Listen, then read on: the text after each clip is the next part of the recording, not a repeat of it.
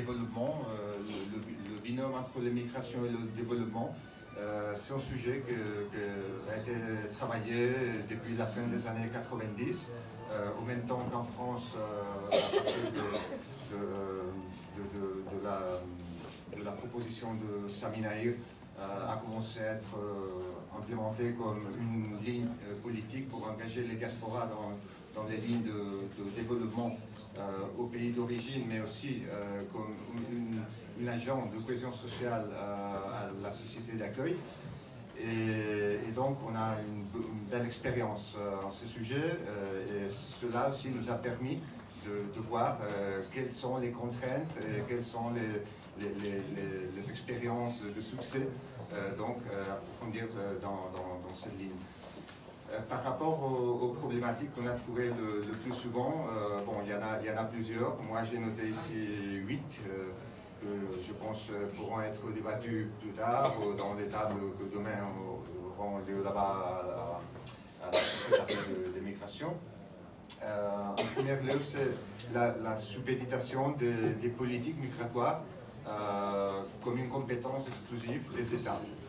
Cela, bien sûr, pose des limites à la capacité d'action des gouvernements locaux et des mairies pour travailler sur cette ligne et apporter des solutions, malgré qu'à partir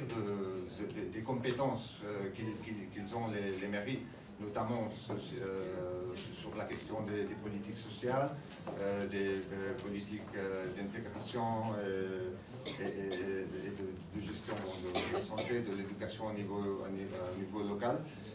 il n'y a pas mal du terrain pour faire des choses. Mais en tout cas, le fait que la politique migratoire soit dans les mains des États, ça pose déjà une première contrainte. Deuxièmement, il y a aussi la question que parfois on a aperçu que souvent la responsabilité de développement de leur pays d'origine est mise dans les épaules des migrants. Et ça,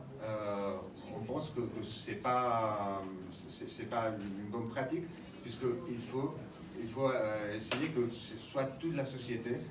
d'accueil qui s'engage dans cette politique en travaillant sur la ligne de la citoyenneté. Sam, ce matin, quand il a fait la présentation, il parlait de cette question, non, de jouir de la pleine citoyenneté et pas seulement prendre une responsabilité pour le développement de son pays d'origine, mais aussi participer dans d'autres forums sur la question de la santé, de l'éducation, du transport, de l'urbanisme, comme un autre citoyen catalan dans ce cas, parce qu'on parle ici des mairies catalanes. En troisième lieu, il y a